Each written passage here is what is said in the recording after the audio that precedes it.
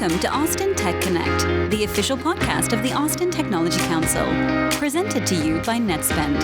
Homegrown in Austin, NetSpend has been a leading provider of consumer and business payment solutions for almost 25 years. From prepaid cards to mobile bank accounts to money movement services, NetSpend connects people, brands, and payment products to deliver innovative financial solutions. Welcome to another episode of Austin Tech Connect. This is the official podcast of the Austin Technology Council. My name is Thom Singer, and I have the honor to serve as the CEO of ATC here in Austin. And every single week, I try to bring interesting topics and interesting people to you so that you can learn, think, and grow. Now, today's episode, it's going to be a little bit different. Last week, I had the honor to go to the TECNA Summer Conference. TECNA is the Technology Councils of North America organization, and there are 66 tech councils who belong to this organization, and we get together and share best practices and learn what's going on. TECNA is also a lobbying organization, and we also have the ability to introduce people from the Austin technology community to people in other tech centers around the country. So while I was at the TECNA meeting, I decided that I would interview leaders from different communities so that we could hear what's going on in other regions around technology, startups, funding, growth, etc. Sometimes I believe we don't look beyond our borders. Austin has been so fortunate. Over the last 3 decades, we have experienced amazing growth. And the history of Austin Tech is one that other areas look to and say, what did they do? How did they do it? And I think it's interesting that we also look out to what's happening in other parts of the country and beyond. So today's episode, we're going to start with an interview with the CEO of TECNA, and then we're going to interview people from several other regions to hear what's going on now and in the future of technology within those communities. Each interview is only 2 to 4 minutes long, so you're going to get a lot of little nuggets of ideas of what's happening in different parts of the country. If you're inspired by anything, or if you do business in any of those areas and you would like an introduction to the technology councils in other parts of North America, please reach out to the Austin Technology Council. We would love to be the conduit that helps our members be able to connect and build community, collaboration, and conversations all over the world. All right, enjoy this episode. So in today's episode, we're going to be talking to people from a variety of technology councils all over North America. But to get started, I wanted to introduce you all to Jennifer Young. Jen is the CEO of TECNA, the Technology Councils of North America.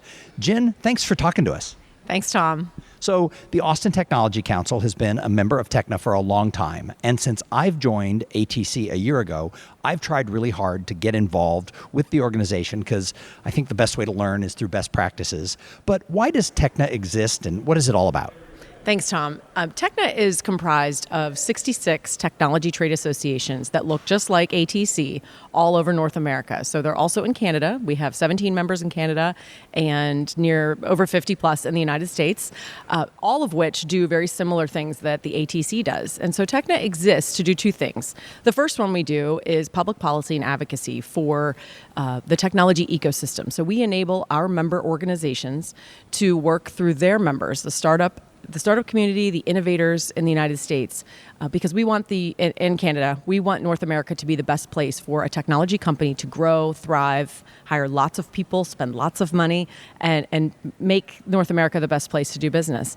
The other thing that we do is provide benchmarking and best practices for our members. So we provide a forum for all of our technology councils to get together, meet their peers across the United States, and collectively help to serve the 22,000 companies that we represent. Wow, that's interesting that there's 22,000 companies represented by these 66 councils. Now, there's more than 66 technology councils in North America, but these are the ones who are involved with TECNA. What is the advantage to a community like Austin, Texas, to have the Austin Technology Council be active in TECNA?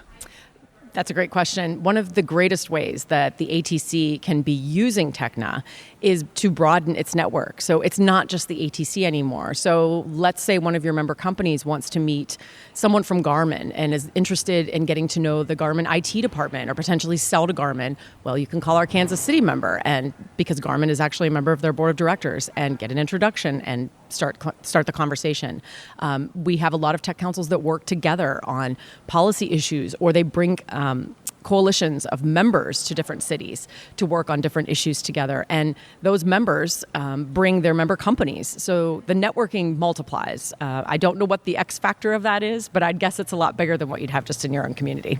So you spend a lot of time looking at technology centers and communities that are thriving with technology. And obviously, Austin is one of those communities that over the last 20 years has thrived and grown.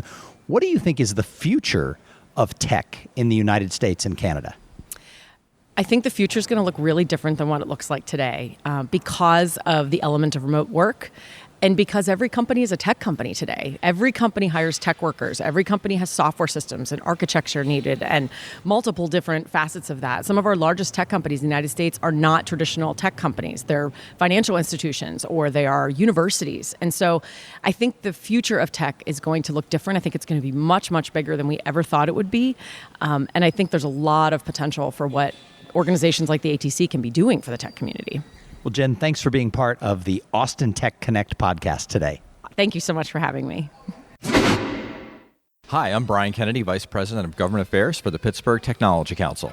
Brian, thanks for talking to us here on Austin Tech Connect. Recently, you were in Austin with a delegation of C-suite leaders from robotics companies from Pittsburgh who came to Austin for a conference. Let's talk a little bit about what's going on with robotics and autonomous cars and things in Pittsburgh. Well, I a lot of times don't tell people that I'm from Pittsburgh. I say I'm from the city that hosts Carnegie Mellon University. And right now, robotics is a major thrust of the Carnegie Mellon. We like to say it's a 40-year overnight success story. We've had several $1 billion of investment in our autonomous vehicle industry, but also you're seeing the Department of Defense looking to Pittsburgh to help support their transformation to deal with near-peer threats. And so we got an outreach from the Army Applications Lab in Austin, which is headquartered down in Austin, and they asked us to bring some companies from Carnegie Mellon. And so we brought 10 companies, had a great opportunity to meet other companies from the Austin Technology Council and Network, but also to meet some of the DoD customers that are in the area too. I think it's interesting when we think of Pittsburgh and Austin, we don't think of you as a technology center, but really you are, partially because of Carnegie Mellon, but also the work of the Pittsburgh Technology Council. Can you tell us about your council? Yeah, so the Pittsburgh Tech Council was founded way back in 1983. Wait a minute, that's actually 10 years before the Austin Technology Council. It's a long time. I think we were the second council founded in the United States.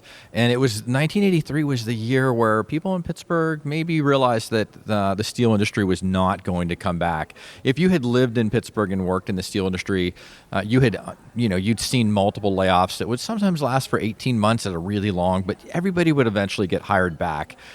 People in 1983 in Pittsburgh realized that we weren't going to be. Automation gains, productivity gains, technology, competition from the world being a little more flat. People said, we probably should focus on diversifying. At the time, we were the home of Carnegie Mellon. We were the home of the University of Pittsburgh, which has major life sciences research. And we were also home to some, actually the largest corporation on the planet at the time, which was Westinghouse Corporation. So we were able to take diverse assets and really begin to diversify the economy. The Tech Council was created to really leverage those three core sectors: technology, manufacturing, and life sciences. And since then, we've grown to 1,000 member companies who are active across all those different industry segments. We have a very succinct value proposition. We help them attract talent. We help them get customers. We help tell their stories to the world, and we engage in public policy advocacy. As a result of our work, we have about an 85 to 86% annual retention, which when you do a great job retaining members, it makes it much easier to grow. So that's how we've grown to 1,000 companies so far. So what do you wish that the rest of the world knew about the technology ecosystem of Pittsburgh? Well, I think that probably the biggest thing is that people would connect the word Carnegie Mellon with Pittsburgh. When we reach out to a venture capitalist and say, hey, we'd like to bring some Pittsburgh companies, they're like, huh? And then we say, no, we'd really like to bring some Carnegie Mellon spin-outs. That usually gets attention. So probably would like folks to understand that also Pittsburgh's not the city of 1983. It's not a dirty city. It's a beautiful place to live, great quality of life. And when you want to solve really hard problems, it's a great place to set up shop. You can build teams that don't leave, that you have much higher retention, which lets you tackle some of the most complex challenges on the planet. So it's interesting. I spent a lot of time there because my daughter and son-in-law are graduates of Carnegie Mellon. But recently I've been reading the biography of George Kosmetsky, who is the godfather of everything that we call today's Austin Tech miracle. And he had been the dean of the business school at the University of Texas. But previous to that, and previous to his founding of Teledyne Corporation, he had actually been a professor at Carnegie Mellon. So Austin and Pittsburgh have more ties than a lot of people think. Including, in fact, that a Pittsburgh company acquired Teledyne at one point and then later spun them out. But so there are a lot of great synergies, I think, between Texas and Pittsburgh. The stories are similar. Obviously, your growth has been something that everyone in the country has tried to emulate. Probably first and foremost, for the last 15 years, we've been very envious of the venture capital community that you've created. It's taken us a long time to get where you were in, say, 2005. I think we've reached that, but that gives you a sense of how far behind we are from a capital ecosystem. So great things. And also, everybody loves the arts and culture scene that you have on hand. So we can learn a lot. We do learn a lot. But also, I think that there's a lot of special strengths in Pittsburgh that complement what you're doing there. Nice. Well, the Pittsburgh Technology Council, you guys have been very good to me since I came on board with the Austin Technology Council, and I look forward to more collaboration with you all. Yeah, that's great. Nice meeting you. Thanks for hosting us last week. Hi, this is Kathy Henridge, CEO of the Milwaukee Tech Hub Coalition. So tell me, what's going on in Milwaukee in the world of technology? Milwaukee is growing in the area of tech. And it's largely because it's embedded in our traditional industries and transforming every industry, whether that's manufacturing, energy, power, controls, water, insurance, etc. Every company is a tech company. So when we think of tech being part of all of these more traditional businesses, how does that impact the world of your technology council? Well, our Technology Council was only born 3 years ago, and that is this growing recognition that as physical meets digital in this world, we actually have an incredible opportunity to take the knowledge of physical things and transform them into and combine them with the digital world and accelerate the impact that we can all have in the world. It's an exciting time for tech. So starting the council 3 years ago, what kind of support did you get both from those traditional businesses, but also any of the more tech-oriented companies and startups? So we have a lot of support from our traditional industries, and we have been building the startup community. We've had over 250 founders go through an early stage incubator, and hundreds of businesses formed as a result of that in just the last couple years. Interestingly, over 70% are from demographics traditionally underrepresented in tech. So what is the future of technology in the Milwaukee area? So we are really excited about our work around advanced manufacturing and specifically around energy and power controls and water controls. In this world of a changing environment, we know there will be disruptions into energy and water water supplies. And we have the technology here to keep industries running and to export that capability to the world. Awesome. Well, thanks for joining us. Thank you so much. Hi, this is Jay Larson with the Idaho Technology Council. So Jay, what's going on with technology in Idaho? Oh, we got a ton going on. There's so much. We have what's called a middle market now in Idaho. So now what's happening is that we've had so many startups that have moved up through the system in the last 15 years that we've got probably about 40 to 60 companies that have made great exits or that are continuing to grow. Many of them have grown up to be some of the big financial leaders in the country. Other ones have been in like a Micron, where they've had support organizations on chips and some AI chips and other type of technologies that are being developed. But probably the most compelling part that's coming up is that we've been able to see so many places on probably about 10 platforms that have grown, that have shown great promise in future opportunities from technology standpoint. So you founded the Idaho Technology Council. When did you do that? Started in 2009, and we started to be able to be the voice from industry to grow innovation and technology in Idaho. So it's really creating a combined network from all of the leadership, the kind of from all these companies, to be able to aggregate together to be able to make a difference in Idaho with innovation. So what is some of the successes that you've seen because of your council and the involvement of all the tech companies that's really impacted your whole ecosystem? An example of that would be that we actually had, Boise State University had about 9 faculty members that were teaching computer science courses, graduating at about 20 a year. We have changed that to where it's 27 faculty members, and they're graduating 150 a year with a new PhD program in cybersecurity and also within computer science. So that's one. So talent's been a big thing. But the biggest plus side that we've had is we've been able to see companies that are growing because they understand that how talent has been growing, how capital is growing to help them scale, and how they get new ideas to market. So we've been focused on those 3 pillars and really changed that for Idaho.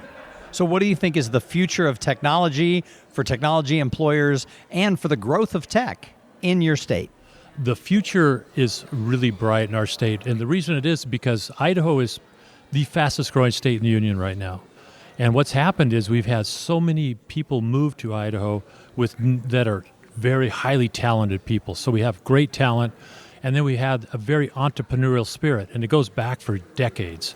But the opportunity that we have is to be able to continue to find ways for people to commercialize new ideas and to be able to get those to market. And there's really a good system in that in Idaho right now. Well, Jay, it was great to meet you. Thanks for being on the podcast. Thank you, Tom. Hi, my name's Doug Robertson, founding president and CEO of Venn Innovation, based in Moncton, New Brunswick on Canada's beautiful East Coast. So while we were at TECNA, you were telling me about your organization's ties in the beginning to Austin, Texas. Can you tell my whole audience about that? Absolutely. It started, I was at an innovation conference in Toronto, and one of the speakers was Laura Kilcrace, who was telling the story of how she and George Kosmetzky and others got the ball rolling in Austin. I was very inspired by the talk, had a chat with Laura, went back, I was on city council at the time, went back to talk to my mayor to talk about having a similar discussion with key stakeholders. That's how it got started. And then you actually came down and talked to the people at IC Squared back in the early 2000s, right? Yeah, exactly. So I was doing some research one day in my office, and I came across the IC Squared Institute, and this is exactly the kind of expertise and resource that could be very helpful to us in our journey. So we reached out. I went down to visit the folks there, awesome people. We ended up engaging them. They developed a comprehensive strategy for us for accelerating the growth of innovation and technology commercialization, and we went on from there. So fast forward almost 20 years, what's going on in your region with technology? Well, technology is growing very quickly. It's interesting. We started, and this is part of the recommendation working with IC Squared, as a locally focused organization in the southeast part of our province. We have subsequently evolved to a provincial organization, and also now with some of our programming delivering in all 4 Atlantic provinces. So quite a bit of evolution. We've also recently moved into a bigger physical space. We've added a tech incubator. So we have gone through a lot of changes over the years, but that's the nature of the business, and it is an evergreen business. And I think we all go through that, but it all started with the inspiration and the learnings and the advice that we got from the fine folks at the IC Squared Institute. So as you look to the future of technology in your region, what looks great? What's happening that you wish the rest of the world knew about what's going on in your section of Canada? A couple of things that are happening. In terms of tech, we've got a really fascinating and exciting growth in fintech. On a global scale, it's relatively small, but we're a small region. We have some really exciting technology and some really smart people who are driving that sector, and we've added a specialization in our list of programs to support growth of that sector across the region. The other thing that's happened, separate but related, in the last number of years with the incoming population. My city, Moncton, is the fastest growing urban center in Canada. Small by Austin standards, but still growth. And what we're seeing is a lot of newcomers coming not just to Canada, but coming to our region and staying. So we're getting that incredible global diversity of experience and perspectives and knowledge. And it's such a benefit to the companies you work with, but it's also, most of those newcomers come with an entrepreneurial bent. And that's a really exciting development as we continue to help grow the sector. Hey, thanks for sharing that with us. My pleasure. Hi, my name is Elise Cambornac. I'm the president and CEO of the Nashville Technology Council. So, Elise, what is going on in the Nashville tech scene that you wish everybody knew about? Well, we're getting super excited about our 2-day conference in the fall. Everybody talks about AI, and we're no different, but we have a 2-day conference really focused on that. We're driving in 650 to 750 people this year, coming back to pre-COVID numbers. So really excited to see great sponsors coming back and attendees from engineers to CIOs to come and join us for those 2 days. I know that the Nashville Technology Council has a lot of support from the tech companies and the solution providers that are there in your community, because your tech community is growing and emerging. What is it about being an emerging, brand new sort of tech scene that's bursting onto the national scene that gets people so excited? Well, what gets them excited is first the buzz of the newcomers in town. Every couple of years, we have a big brand name coming in to Nashville, and so it's a lot of excitement to get connected with them, to get them engaged in the community, to get them really plugged in. And from that, we have a lot of innovation, a lot of startup that grow out of it, and so the energy becomes almost magical at that point. What is it that you wish that everybody knew about the tech scene and the future of the tech scene in Nashville? That's a good one. The future of the tech scene in Nashville is that I want to get to a point where our jobs reports show that we have talent coming into Nashville, talent growing into Nashville, have Nashvillians upskill and reskill to really be able to support those amazing companies coming into town. Nice. Well, thank you for sharing that with us. Well, you're very welcome, Tom. Hi, I'm Steve Zylstra, President and CEO of the Arizona Technology Council. So, Steve, tell us about technology in Arizona. Well, there's a lot of exciting things happening right now. We're growing like crazy, primarily in the semiconductor and advanced manufacturing area. You may have heard that TSMC is building a $40 billion chip facility in Phoenix. At the same time, Intel is building 2 new fabs, and it already has a bunch in Phoenix. So we're continuing to grow the semiconductor industry. TSMC is bringing all of its supply chain to Arizona, dozens and dozens of companies. And we already had a pretty good semiconductor base with Amkor and Microchip and Microsemi and OnSemi and so on. So that's a growth industry. Also, we're adding an entirely new electric vehicle and battery industry. We now have 5 electric vehicle manufacturers, including Nikola and Lucid. We now have 4 battery manufacturing facilities that are being built as we speak. LG is making a $7.5 billion investment for both a storage plant and a transportation plant, along with American Battery, Scion, and Core Power. We have 2 lithium-ion recycling facilities that are now in Arizona, so we sort of have this circular economy associated with that industry. Phoenix now has about 1,000 software companies, mostly SaaS. We have the largest optics of photonics critical mass of companies in the world. Just at the Arizona Technology Council, we have 100 members just in that space. So we're number 2 in data centers in the United States. Only Virginia has more, and that's because it's proximate to the federal government. So the tech industry is just booming in Arizona. Companies are coming mostly from California every day. Thousands and thousands of people are moving to Phoenix. It's a great lifestyle. low cost of living, high standard of living, 8 months of the year at least. The weather is perfect. So, yeah, it's going really well for us. And what's the startup scene like in the Phoenix area and all of the state? So it's right now it's as good as it's ever been in Arizona. We've had 3 or 4 new VCs grow up in Phoenix recently. Our Arizona Commerce Authority has sort of a 3-prong approach to creation. They do the Innovation Challenge. The Arizona Innovation Challenge is like the MIT Challenge, only a lot bigger. It's kind of a business plan competition. Then the next phase is called Venture Ready. A whole community participates and prepares people to, make a pitch. And then the third phase of that is called Venture Madness, and that's where they make the traditional venture pitches. So there's been venture conferences coming to Arizona. So I've been there, originally went to Arizona in '84, and the startup scene has never been better. So you've been at the Arizona Technology Council for how long? A little over 15 years. And so tell us about the council. How many members do you have, and what is your focus, and what do you do for your community? So we have 750 member companies. We have offices in both Phoenix and Tucson.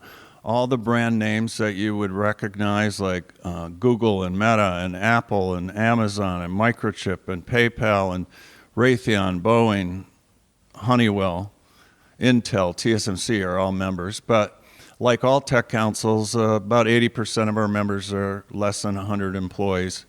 We do 4 basic things. We do public policy advocacy at the state and federal level. We're sort of the face and voice of the tech industry. We do between 100 and 150 events a year. We have a myriad of publications. We have a magazine, a newsletter, 2 podcasts. We publish a quarterly report on the tech ecosystem and many other things. And then we work to save our members money. We run an association health plan with Blue Cross Blue Shield. We provide medical, dental, vision, life, disability. We run a 401k. So as a startup, if you only had 4 employees or 8 employees or 12, you could have a 401k to attract the best talent. And then finally, we're organized around committees. We have about 13 standing committees, and any employee of any member can participate on any of those committees. And they're on topical issues like AI and IoT and cybersecurity, as well as things like policy and workforce development and education. So what do you think is the future for your technology ecosystem in Arizona? Well, it's really exploding. This will give you a feel for it. The Arizona Commerce Authority is a statewide economic development organization. I talked to the CEO recently, and she said they have 378 companies in the pipeline right now, and 57 of them are mega projects. That means there are over 1,000 jobs and over $1 billion. So, now we start worrying about things like having enough power and having a big enough workforce, but we've got the best community college system in the nation. ASU is now the largest university in the nation, and they have an engineering school that has over 25,000 students, which is also the largest in the nation. Wow. Well, Steve, thanks for joining us here on Austin Tech Connect. Absolutely. Great to be here. Hey, I'm Dr. Loretta Daniels. I am the director at TAG Bridge Builders, that's Technology Association of Georgia. So what is going on in the Georgia area around technology and technology companies? We are hoping to be the next tech hub.